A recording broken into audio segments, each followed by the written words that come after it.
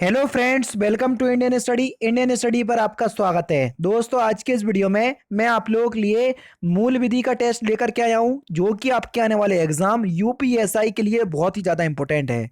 ध्यान रखिएगा, इस वीडियो की पीडीएफ डिस्क्रिप्शन में टेलीग्राम चैनल का लिंक दिया हुआ है, वहां से बिल्कुल फ्री ऑफ कॉस्ट प्राप्त कर सकते हैं। आपकी जानकारी के लिए बता दूं कि मैं डेली बेसिस पे सुबह दिन में 3 वीडियो प्रोवाइड करवाता हूँ। सुबह 10 बजे, दोपहर 3 बजे और रात 9 बजे। तो आप लोग, कई लोग पूछ रहे थे कब कब आपकी टाइमिंग है, तो मैंने आपको बता दिया। चैनल को सब्सक्राइब और बेल आइकन अगर आपने प्रेस कर लिया होगा तो नोटिफिकेशन आप तक पहुंच जाया करेगी।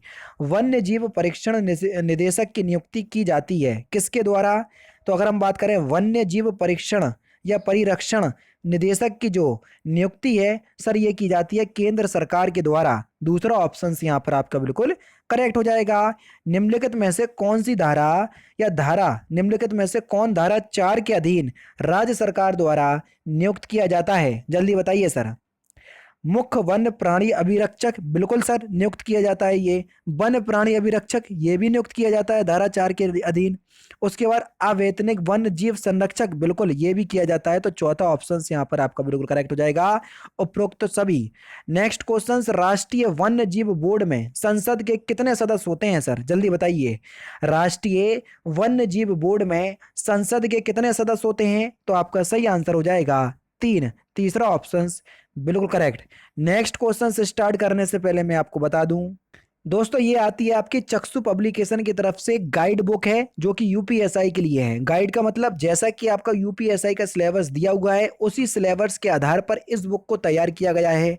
ये बुक उन लोगों के लिए है जो यूपीएसआई की तैयारी में अभी अभी उतरे हैं, जिनको यहाँ वहाँ नहीं देखना है, ज़्यादा मतलब नहीं है किसी से, तो ये बुक परचेज कर सकते हैं, जिसमें सिलेबस के अनुसार आपको हर टॉपिक को कवर किया गया है।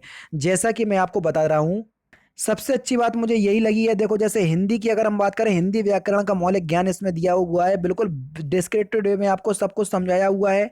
आराम से आपने ये सब कुछ पढ़ लिया। सबसे इंपॉर्टेंट होता है किसी भी टॉपिक को पढ़ने के बाद उसकी प्रैक्टिस, तो इसमें इन लोगों ने आपकी इस बात को भी ध्यान रखा है। प्रैक्टिस क्वेश्चंस यहाँ पर आपको प्रोवाइड करवा दिए हैं। लगाओ कितनी प्रैक्टिस लगा रहे, तो लगभग आप लोगों के लिए प्रैक्टिस भी है इसमें। आपको टॉपिक वाइज प्रैक्टिस भी मिल जाएगी और पूरी तैयारी भी हो जाएगी। बुक परचेज तभी करना जब आप देख पाओ कि हाँ, इस बुक से हम क्या कर सकते हैं, प्रैक्टिस भी कर सकते हैं और अपनी तैयारी भी कर सकते हैं। तो बुक को परचेज करने का लिंक डिस्क्रिप्शन में प्रोवाइड करवा दूंगा। आप अपनी इच्छा अनुसार परचेज कर सकते हैं। ना मेरा कोई फायदा है इसमें, जो आप लोगों के हित के लिए अच्छी चीज होती है वो मैं आपको बताता हूँ, फिर आपके आगे मर्जी है। नेक्स्ट क्वेश्चन आपके सामने है कि राष्ट्रीय बाघ संरक्षण प्राधिकरण का गठन निम्नलिखित में से किसके द्वारा किया जाता है? जल्दी बताओ। राष्ट्रीय बाघ संरक्षण प्राधिकरण का गठन किसके द्वारा किया जाता है? सही आंसर हो जाएगा आपका केंद्रीय सरकार के द्वारा। दूसरा ऑप्शन करेक्ट। निम्नलिखित में से किसमें अनुज्ञप्ति लेना आवश्यक नहीं है? जल्दी बताओ। निम्नलिखित में से किसमें अनुज्ञप्ति लेना आवश्यक नहीं है? तो आपका सही आंसर हो जाएगा मोर पंखों से बनी वस्तुओं और ऐसी वस्तुओं के विनिर्माण के व्यवहार को। तीसरा ऑप्शन बिल्कुल करेक्ट हो जाएगा।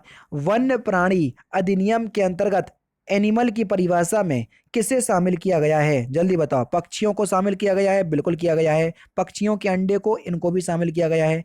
रेंगने वाले जीवों को, इनको भी शामिल किया गया है। तो उपरोक्त सभी आपका सही आंसर होगा सर। प्रतिबंधित वन्य जीव के शिकार की अनुमति कब दी जाती है? जल्दी बताओ। प्रतिबंधित वन्य जीव शिकार की अनुमति कब दी जाती है? जब वन्य जीव मानव के लिए खतरनाक बन जाए, बिल्कुल इस कंडीशन में हम दे सकते हैं। जब वन्य जीव इतना सशक्त हो जाए कि पुनः स्वस्थ होना ना संभव हो, या स्वस्थ होना संभव ना हो, बिल्कुल इस कंडीशन में भी दे सकते हैं। जब वन्य जीव बीमार हो कि पुनः स्वस्थ होना संभव ना ही हो, दूसरा और तीसरा लगभग सेम ही है, तो आपका चौथा ऑप्शन करेक्ट हो जाएगा। नेक्स्ट क्वेश्चन, जो व्यक्ति अन्य जीव अधिनियम 1972 के किसी प्रावधान या इसके अधीन बनाए गए नियम अथवा आदेश का उल्लंघन करता है, तो यह दोष सिद्ध होने पर दंडित होगा। जल्दी बताइए। तो आपका सही आंसर क्या हो जाएगा? कारावास, जिसकी अवधि 3 वर्ष तक की हो सकती है, या अर्थदंड जो कि 25,000 रुपए तक का हो सकता है, या दोनों। यानी कि दूसरा ऑप्शन यहाँ पर आपका बिल्कुल करेक्ट हो जाएगा सर। नेक्स्ट क्वेश्चन, मनुष्य जीवन के लिए घातक हो चुके पशुओं को मारने की अनुमति कौन अधिकारी दे सकता है? अभी हमने पढ़ा था कि किस किस कंडीशन में हम अनुमति दे सकते हैं। तो अगर पशु जो है मनुष्य जीवन के लिए हानिकारक हो गया, या घातक हो गया तो उसको मारने की अनुमति देगा कौन? ये इंपॉर्टेंट क्वेश्चन है। तो आपका सही आंसर क्या हो जाएगा? मुख्य वन्य जीव संरक्षक अधिकारी, यानी कि पहला ही ऑप्शन सर आपका बिल्कुल करेक्ट हो जाएगा। नेक्स्ट क्वेश्चन सर आपके सामने, न्यायालय के आदेशों के लंबित रहने की स्थिति में पशुधन किसको सौंप दिया जाएंगे? जल्दी बताओ, किसको सौंप दिए जाएंगे? तो सही आंसर हो जाएगा कांजी हाउस को। कांजी हाउस उसी को कहते हैं जिसमें पशु रहते हैं, ठीक है। उच्च न्यायालय का आसीन मुख्य न्यायाधीश राष्ट्रीय मानवाधिकार आयोग का सदस्य नियुक्त किया जाएगा जब राष्ट्रपति ने उच्चतम न्यायालय के मुख्य न्यायमूर्ति से परामर्श लिया हो। पहला ऑप्शन बिल्कुल करेक्ट हो जाएगा। राष्ट्रीय मानवाधिकार आयोग या राज्य मानवाधिकार आयोग में कुल कितने सदस्य होते हैं? जल्दी बताइए सर। तो कुल कितने सदस्य होते हैं? टोटल होते हैं आपके 9 सदस्य, जिसमें 8 सदस्य होते हैं और एक अध्यक्ष होता है। तो यहां पर चौथा ऑप्शन करेक्ट हो जाएगा। देखो, हर टॉपिक को हम अपने चैनल पर कवर कर रहे हैं, अगर आपने देखा होगा। तो मैं आपसे केवल क्या मांगता हूं? 500 लाइक। अगर आपको वीडियो से कुछ सीखने को मिल रहा है और आपको लगता है कि हाँ, मैं आपको जो तैयारी करवा रहा हूँ यूपीएसआई का वो बिल्कुल ठीक है, तो आप लोग केवल लाइक ही करते रहिए, क्योंकि आपके एक लाइक से ही मुझे इतना मोटिवेशन मिल जाता है कि मैं आगे चलकर इससे अच्छे और इंटरेस्टिंग वीडियो आपको प्रोवाइड करवाता रहूं। नेक्स्ट क्वेश्चन आपके सामने, मानवाधिकार संरक्षक अधिनियम 1993 का विस्तार कहां तक है? जल्दी बताओ। क्वेश्चन नंबर 213, जल्दी बताइए इसका विस्तार कहां तक है? तो यहां पर जो आपका सही आंसर हो जाएगा वह हो जाएगा आपका संपूर्ण भारत में। संपूर्ण भारत, परंतु जम्मू कश्मीर के संबंधित वह लागू, देखो जम्मू कश्मीर से संबंधित ये पहले वाला था, लेकिन अब ये संपूर्ण भारत में लागू है, इसलिए चौथा ऑप्शन करेक्ट। ज्यादा दिक्कत में ना पड़ो और ज्यादा ही दिमाग ना लगाओ। मानवाधिकार की परिभाषा निम्नलिखित में से किस में निहित है या किस में दी गई है? तो आपका सही आंसर क्या हो जाएगा सर? ये दी गई है आपका धारा 2 घ में। चौथा ऑप्शन बिल्कुल करेक्ट हो जाएगा। मानवाधिकार आयोग के अध्यक्ष या सदस्यों को कौन हटा सकता है? जल्दी बताओ। मानवाधिकार आयोग के अध्यक्ष या सदस्यों को कौन हटा सकता है? तो सही आंसर हो जाएगा आपका राष्ट्रपति। दूसरा ऑप्शन करेक्ट। आयोग के सदस्यों को उनके पद से हटाने के लिए उच्चतम न्यायालय द्वारा विहित प्रक्रिया का अनुपालन आवश्यक है जब वह सिद्ध कदाचार या असमर्थता के आधार पर हटाया जाता हो। चौथा ऑप्शन बिल्कुल करेक्ट। मानवाधिकार आयोग के अध्यक्ष और सदस्यों को हटाने का आधार क्या है? जल्दी बताओ, इसका आधार क्या होना चाहिए? अगर सदस्यों को हटाना है, दिवालिया होना, बिल्कुल। अगर पागल हो जाओगे तो हटा देंगे भैया अपनी अवधि में अपने पद के कर्तव्यों के बाहर या किसी लाभ के पद पर, यानी कि ये भी काम कर रहा है और दूसरा भी काम कर रहा है, इस स्थिति में हम हटा देंगे। विकृत चित्तता या सिद्ध दोष ठहराए, यानी कि अगर आपने दोष कराया और अगर उस दोष का आपको सिद्धि माना गया तो उस स्थिति में भी हम हटा सकते हैं, बिल्कुल हटा सकते हैं। तो चौथा ऑप्शन यहाँ पर आपका बिल्कुल करेक्ट हो जाएगा, सभी स्थिति में हम हटा सकते हैं। राष्ट्रीय मानवाधिकार आयोग का गठन निम्नलिखित में से किन सदस्यों से मिलकर बनेगा? तो आपका जो सही आंसर हो जाएगा वह क्या हो जाएगा सर? ऑप्शन नंबर डी, यानी कि एक अध्यक्ष जो उच्चतम न्यायालय का मुख्य न्यायमूर्ति रहा हो, बिल्कुल। एक सदस्य जो उच्चतम न्यायालय का न्यायाधीश या रहा है, तथा एक सदस्य जो किसी उच्च न्यायालय का मुख्य न्यायमूर्ति रहा हो, बिल्कुल ठीक है। ऐसे सदस्य जिन्हें मानवाधिकार से संबंधित विषयों को ज्ञान या अनुभव हो, बिल्कुल ठीक है। इन सभी को हम सदस्य चुन सकते हैं और आयोग का गठन कर सकते हैं। राष्ट्रीय मानवाधिकार आयोग या राज्य मानवाधिकार आयोग के सदस्यों को उनके पद से कौन हटा सकता है? अभी हाल ही तो बताया है, कौन हटा सकता है?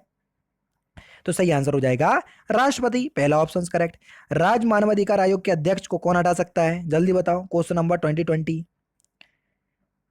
तो आपका जो सही आंसर हो जाएगा 2020 नहीं 220, राष्ट्रपति। दूसरा ऑप्शन बिल्कुल करेक्ट। राष्ट्रीय मानवाधिकार आयोग के अध्यक्ष एवं सदस्यों की नियुक्ति कौन करता है? हटा तो लिया राष्ट्रपति ने, अब नियुक्ति कौन करेगा? नियुक्ति करेंगे भैया आपका कौन? जल्दी बताइए। तो आपका सही आंसर हो जाएगा राष्ट्रपति। जी हाँ दोस्तों, राष्ट्रपति ही इनकी नियुक्ति करते हैं और हटाते भी यही हैं। राज्य मानवाधिकार आयोग के अध्यक्ष या सदस्यों की नियुक्ति कौन करता है? जल्दी बताओ। राज्य की बात हो रही है, ठीक है, राज्य की करेंगे राज्यपाल। चौथा ऑप्शन करेक्ट। राज्य मानवाधिकार आयोग का अध्यक्ष होता है कौन? राज्य मानवाधिकार आयोग का अध्यक्ष कौन होता है? तो अध्यक्ष कौन होगा? जो किसी उच्च न्यायालय का मुख्य न्यायाधीश रहा हो। समझ रहे? अभी उच्चतम था, अब उच्च हो जाएगा। केंद्र में उच्चतम और राज्य में उच्च। उच्च न्यायालय का, सॉरी, राज्य मानवाधिकार का सदस्य होता है कौन? राज्य मानवाधिकार का सदस्य होता है कौन? जो किसी उच्च न्यायालय का न्यायाधीश रहा हो, बिल्कुल ठीक है। जो किसी जिला न्यायालय का न्यायाधीश रहा हो, बिल्कुल ठीक है। एक ऐसे व्यक्ति जो मानवाधिकार के मामलों में अनुभव रखता हो और उसकी जानकारी रखता हो, बिल्कुल ठीक है। चौथा ऑप्शन करेक्ट।